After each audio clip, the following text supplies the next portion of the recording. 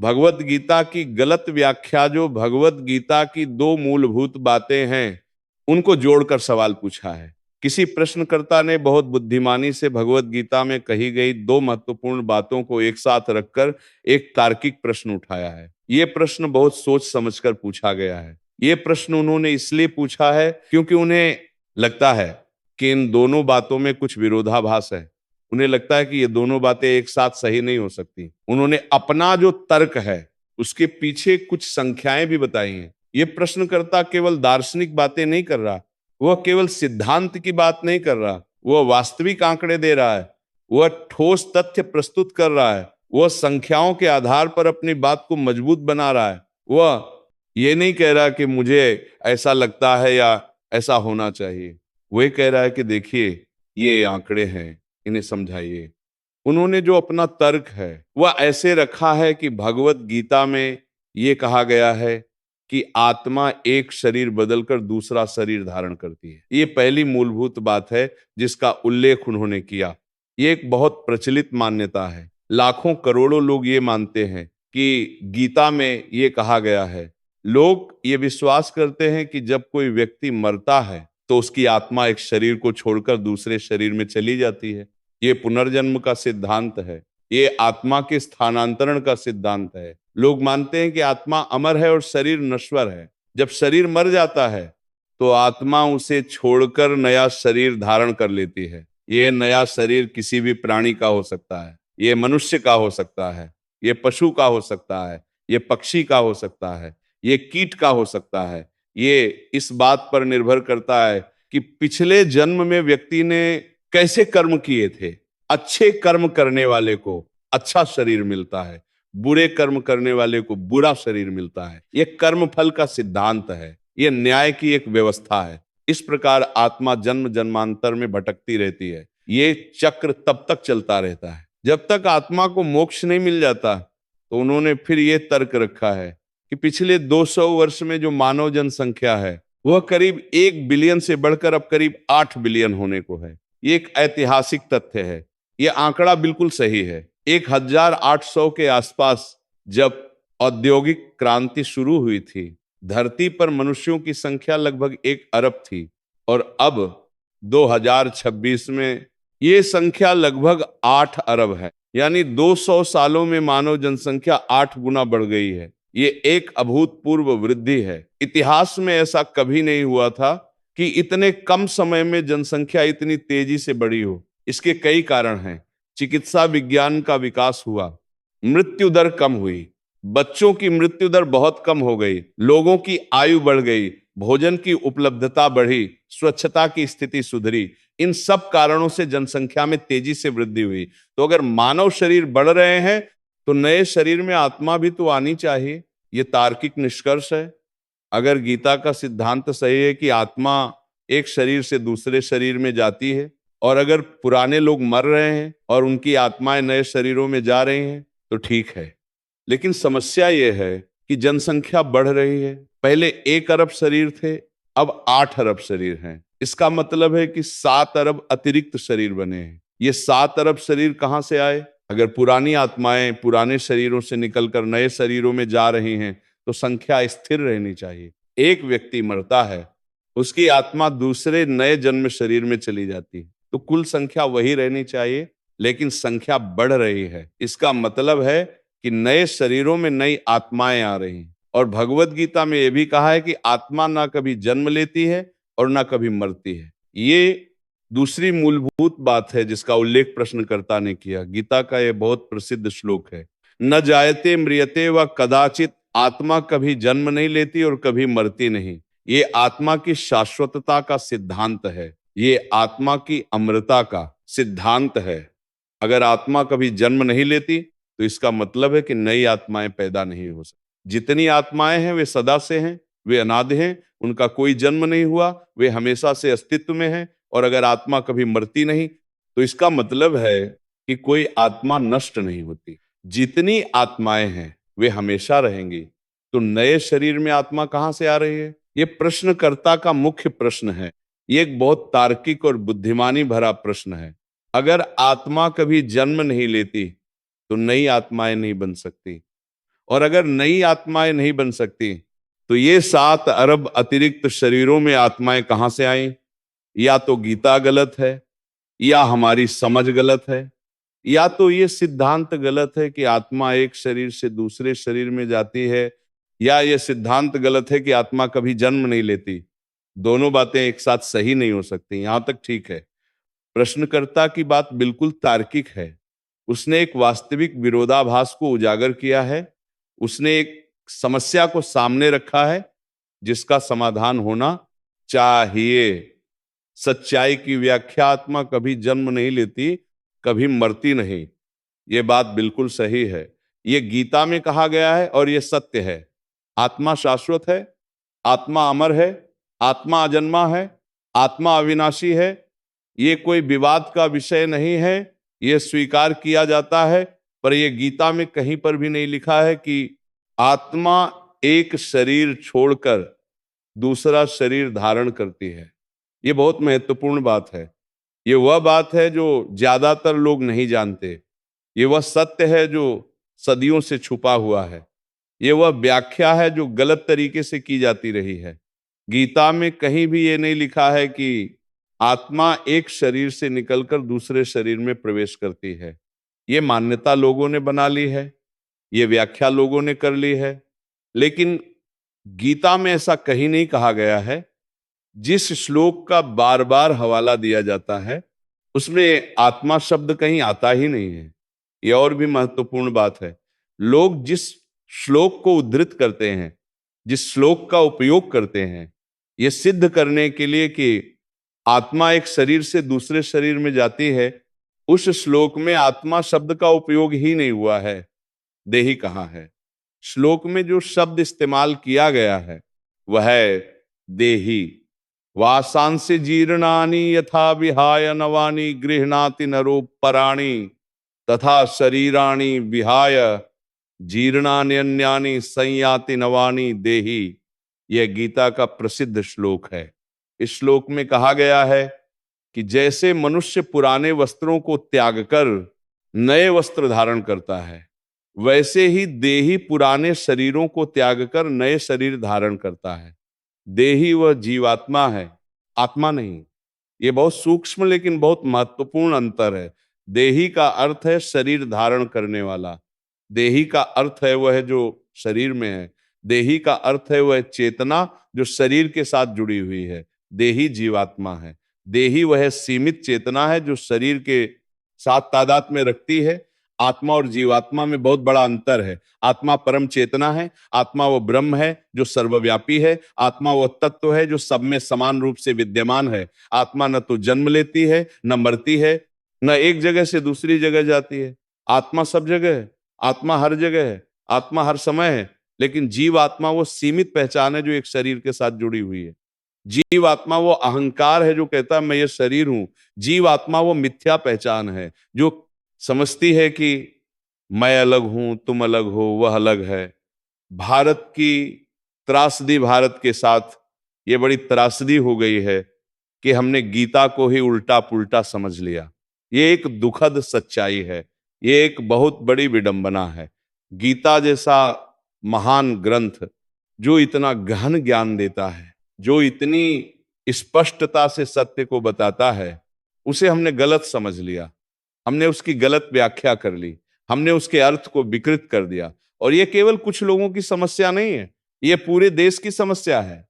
करोड़ों लोग गीता को गलत समझते हैं, लाखों पंडित गीता की गलत व्याख्या करते हैं, हजारों किताबें गीता पर गलत टीकाएं लिखती हैं। हर आदमी यही माने बैठा है कि जिसको आप ट्रांसमाइग्रेशन ऑफ सोल कहते हैं, वह बात गीता में लिखी है। हर व्यक्ति यह मानता है, यह आम धारणा है, यह सार्वभौमिक विश्वास है। लोग सोचते हैं कि गीता का यह मुख्य सिद्धांत है। लोग समझते हैं कि यही गीता की शिक्षा है। ट्रांसमाइग्रेशन ऑफ सोल, आत्मा का स्थानांतरण, यह है पश्चिम का शब्द है, यह अंग्रेजी की अवधारणा है। ये वह सिद्धांत है जिसे पश्चिमी विद्वानों ने भारतीय दर्शन को समझने की कोशिश में गढ़ा। और अफसोस की बात यह है कि हम भारतीयों ने खुद इस पश्चिमी व्याख्या को स्वीकार कर लिया, गीता में लिखी ही नहीं है। ये साफ साफ कहा जा रहा है। गीता में ये सिद्धांत है ही नहीं, ये शिक्षा गीता में दी ही नहीं गई है, ये व्याख्या गीता की नहीं है। गीता कहीं नहीं कह रही है कि आत्मा जाती है एक शरीर से दूसरे शरीर में, कहीं भी नहीं, किसी भी श्लोक में नहीं, किसी भी अध्याय में नहीं। पूरी गीता में एक भी जगह ये नहीं कहा गया है कि आत्मा एक स्थान से दूसरे स्थान पर जाती है, क्योंकि आत्मा सब जगह है। आत्मा को जाना कहाँ है? आत्मा पहले से हर जगह विद्यमान है, आत्मा सर्वव्यापी है। आत्मा को यात्रा करने की क्या जरूरत है? आत्मा को स्थानांतरित होने की क्या आवश्यकता है? प्रकृति का खेल है, इतने कैसे बढ़ गए लोग, 1 बिलियन से 8 बिलियन हो गए। ये प्रश्न फिर से उठता है, अगर आत्मा एक शरीर से दूसरे शरीर में नहीं जाती तो ये 7 अरब अतिरिक्त लोग कैसे बढ़ गए? ये तो प्रकृति का खेल है। ये इतना सरल उत्तर है, लेकिन इतना गहन भी। ये कोई रहस्यमय बात नहीं है, ये कोई चमत्कार नहीं है, ये कोई आध्यात्मिक घटना नहीं है, ये प्रकृति की एक साधारण प्रक्रिया है, ये जीवन का एक सामान्य नियम है। प्रकृति कभी अपने आप को फैला देती है, कभी समेट लेती है, ये प्रकृति का स्वभाव है। कभी प्रकृति विस्तार करती है, कभी संकुचन, कभी बहुत सारा जीवन पैदा होता है, कभी कम।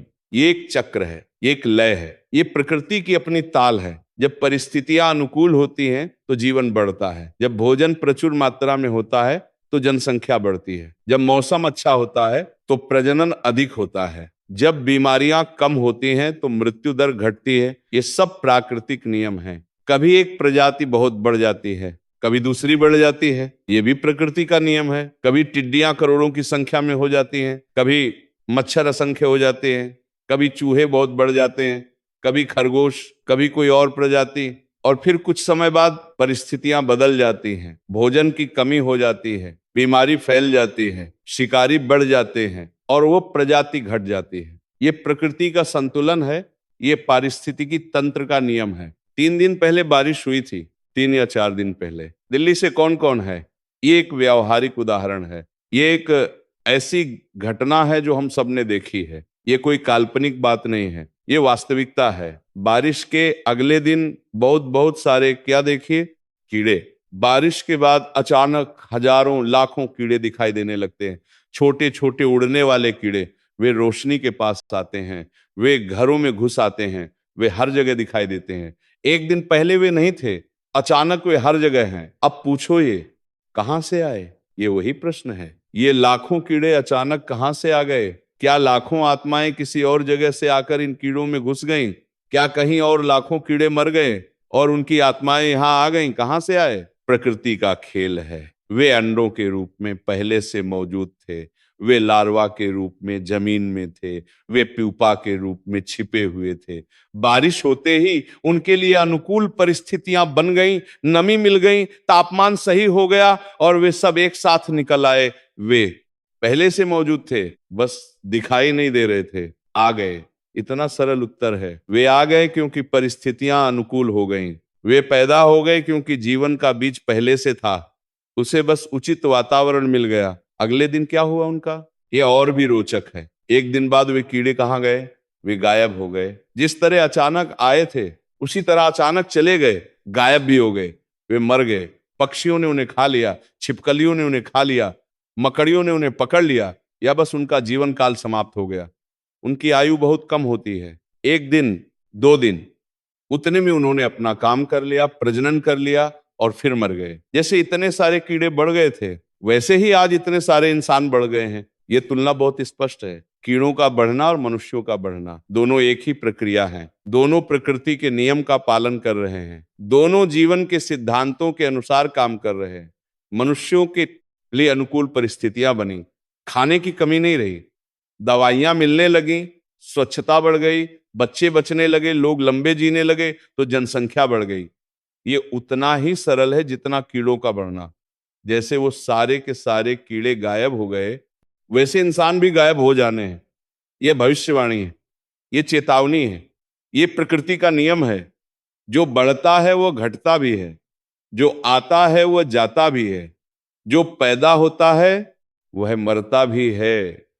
इंसान भी गायब हो जाएंगे, शायद किसी महामारी से, शायद किसी युद्ध से, शायद किसी प्राकृतिक आपदा से, शायद किसी पर्यावरणीय संकट से, शायद धीरे धीरे जन्म दर कम होने से जो भी हो, इंसानों की संख्या भी घटेगी, यह निश्चित है। बात खत्म।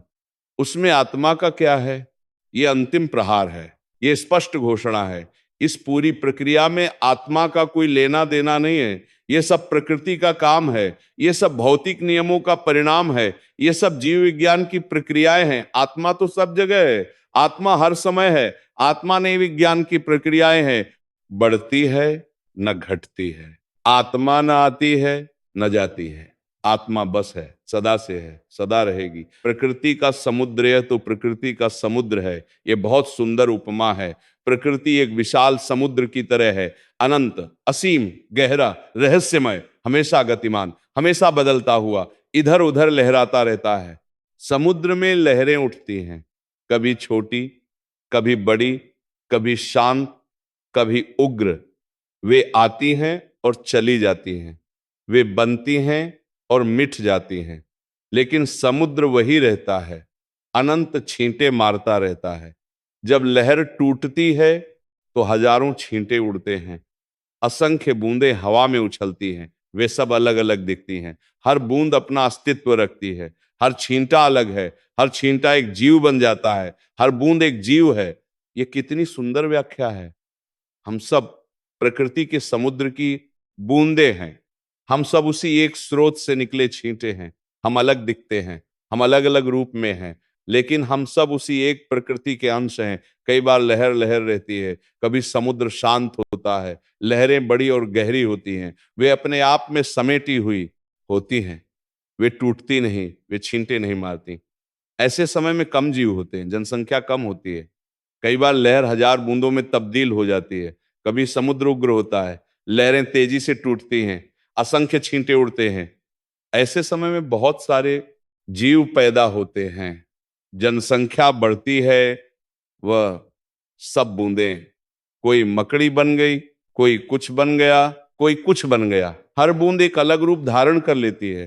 किसी बूंद से मकड़ी बनती है, किसी से चींटी, किसी से मच्छर, किसी से चूहा, किसी से बिल्ली, किसी से कुत्ता, किसी से गाय, किसी से घोड़ा, किसी से हाथी, किसी से मनुष्य। ये सब प्रकृति की लीला है, ये सब प्रकृति का खेल है। एक ही स्रोत से अनगिनत रूप, एक ही तत्व से असंख्य जीव। ये विविधता, ये बहुलता, ये सब प्रकृति का चमत्कार है। शरीर में आत्मा का अभाव, आपके शरीर के भीतर आत्मा नहीं होती। पूर्ण विराम, ये बहुत स्पष्ट कथन है, ये बहुत साफ घोषणा है। कोई संदेह नहीं, कोई अस्पष्टता नहीं।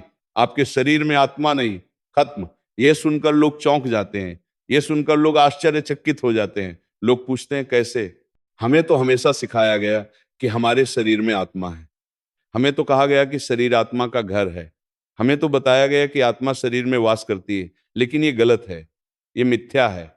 शरीर में आत्मा नहीं होती, आत्मा शरीर से बाहर भी नहीं होती। आत्मा शरीर में भी नहीं, बाहर भी नहीं। आत्मा सब जगह है, आत्मा सर्वव्यापी है, कुछ नहीं घुसता है। शरीर में कोई आत्मा बाहर से नहीं आती। जन्म के समय कोई आत्मा शरीर में प्रवेश नहीं करती। गर्भाधान के समय कोई आत्मा गर्भ में नहीं घुसती। ये सब कल्पना है, ये सब कहानियां हैं, कुछ नहीं निकलता है। मृत्यु के समय कोई आत्मा शरीर से बाहर नहीं निकलती। मरने पर कोई आत्मा शरीर छोड़कर नहीं जाती। कोई प्रकाश नहीं निकलता, कोई ज्योति नहीं निकलती, कुछ नहीं होता। इस चक्कर में मत रहना।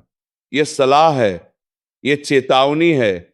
इन धारणाओं में मत फंसो, इन झूठी मान्यताओं को मत मानो, इन कहानियों पर विश्वास मत करो। झूठ है, धुआं जैसा बना के नहीं। चित्रों में दिखाया जाता है कि मृत्यु के समय शरीर से एक धुआं निकलता है या एक आकृति निकलती है जो शरीर जैसी दिखती है लेकिन पारदर्शी है। ये सब कल्पना है, ये सब कला है, ये वास्तविकता नहीं है। धुआं सा निकल गया या एक ज्योति निकलती है और दिखाते हैं ज्योति ज्योति निकली। कुछ चित्रों में, कुछ फिल्मों में दिखाया जाता है कि जब कोई मरता है तो एक प्रकाश निकलता है, एक चमकती हुई ज्योति जो ऊपर की ओर जाती है, स्वर्ग की ओर। ये सब नाटक है, ये सब कल्पना है। आप अंधेरे में मर के देख लो, वो अंधेरा ही रहना है। ये व्यंग्यात्मक टिप्पणी है। अगर तुम अंधेरे कमरे में मरोगे तो कोई रोशनी नहीं होगी, कमरा अंधेरा ही रहेगा, कोई ज्योति नहीं दिखाई देगी, कोई प्रकाश नहीं फैलेगा। 5 बार मर के देख लो, तब भी वो रोशनी नहीं होगी। ये और भी मजेदार व्यंग्य है। बार बार मरने से भी कोई फर्क नहीं पड़ेगा, पहली बार में भी रोशनी नहीं होगी, 5वीं बार में भी रोशनी नहीं होगी, कोई ज्योति नहीं निकलनी है छाती से, नहीं, शरीर से कोई प्रकाश नहीं निकलता, हृदय से कोई ज्योति नहीं निकलती, छाती में कोई दीपक नहीं जलता। जो मृत्यु के समय निकल जाए, आप बहुत बड़े महात्मा तो भी ज्योति नहीं निकलनी है। महात्माओं को लेकर खूब प्रचलित रहता है, सामान्य लोगों के बारे में तो नहीं, लेकिन महात्माओं के बारे में कहा जाता है कि जब वे मरते हैं तो विशेष घटनाएं होती हैं, ज्योति निकलती है, आकाश में कुछ होता है, चमत्कार होते हैं। वो मरे तो एक ज्योति निकली, वो सीधे आसमान में जाकर बिजली की तरह कड़की, ऐसी कहानियां सुनाई जाती हैं। जब फला महात्मा की मृत्यु हुई तो एक ज्योति उनके शरीर से निकली, वह सीधे ऊपर गई और आकाश में एक बिजली कड़की, या आकाश से फूलों की बारिश हुई, या कोई दिव्य संगीत सुनाई दिया। कुछ नहीं होता बाबा, यह स्पष्ट खंडन है। ऐसा कुछ नहीं होता, न सामान्य लोगों के साथ न महात्माओं के साथ। सब एक जैसे हैं, सबकी मृत्यु एक जैसी है। शरीर काम करना बंद कर देता है, सांस रुक जाती है, हृदय रुक जाता है, मस्तिष्क की गतिविधि बंद हो जाती है, बस इससे ज्यादा कुछ नहीं। जीवन का वास्तविक स्रोत ऐसा नहीं, मानने का मन नहीं कर देता है। रहा कुछ तो होता होगा ना, ये सामान्य प्रतिक्रिया है। लोग नहीं मानना चाहते, लोग सोचते हैं कि कुछ तो जरूर होता होगा। इतने सारे लोग कैसे गलत हो सकते हैं, इतनी सारी कहानियां कैसे झूठी हो सकती हैं। जो मम्मी के पेट में घुसता होगा, जिससे फिर बच्चे में प्राण आ जाते हैं। लोगों का मानना है कि जरूर कुछ होता है। जब गर्भ में बच्चा बनता है तो कोई चीज बाहर से आकर उसमें प्रवेश करती है और उसी से बच्चे में जीवन आता है। अन्यथा कैसे? निर्जीव कोशिकाएं जीवित बच्चे में बदल जाती हैं, प्राण पहले से थे। उत्तर यह है कि जीवन पहले से मौजूद था, जीवन बाहर से नहीं आया, जीवन पहले से ही था। पिता का शुक्राणु, माता का अंडाणु, वह पहले ही प्राणों का अपने आप में बीज रखे हुए थे। शुक्राणु और अंडाणु दोनों जीवित कोशिकाएं हैं, वे पहले से ही जीवित हैं, वे पहले से ही प्राणों से भरी हुई हैं, उनमें पहले से ही जीवन का बीज मौजूद है। शुक्राणु एक जीवित कोशिका है, वह गतिशील है, वह तैरता है, वह अंडाणु की खोज करता है। ये जीवन नहीं तो और क्या है? अंडाणु भी एक जीवित कोशिका है, उसमें भी चयापचय होता है, उसमें भी जीवन की प्रक्रियाएं चल रही हैं। उस बीज को खाद, पानी, मिट्टी मिल गया। जब शुक्राणु और अंडाणु मिलते हैं तो उन्हें अनुकूल परिस्थितियां मिल जाती हैं। गर्भाशय वह उपयुक्त वातावरण है, वहां सही तापमान है, वहां सही पोषण है, वहां सही सुरक्षा है। वह बीज अंकुरित हो गया। जीवन का बीज जो पहले से मौजूद था वह विकसित होने लगता है, वह बढ़ने लगता है। वह एक कोशिका से 2 कोशिकाएं बनती हैं, फिर 4, फिर 8, फिर 16। इस प्रकार वह बढ़ता रहता है। उसमें ऐसा थोड़ी कुछ बाहर से आ गया, इसमें कोई बाहरी तत्व नहीं आया, कोई आत्मा बाहर से नहीं घुसी, सब कुछ पहले से मौजूद था, बस उसे विकसित होने का अवसर मिल गया। बीज की उपमा एक बीज होता है, बीज कोई भी, मान लो कोई भी पौधे का बीज लो, गेहूं का, चावल का, आम का, नीम का, कोई भी बीज, उस बीज में से पौधा कैसे आ जाता है? ये वही प्रश्न है। एक छोटा सा बीज, सूखा, कठोर, उसमें से एक बड़ा पौधा कैसे निकलता है? ये चमत्कार कैसे होता है? कुछ बाहर से आके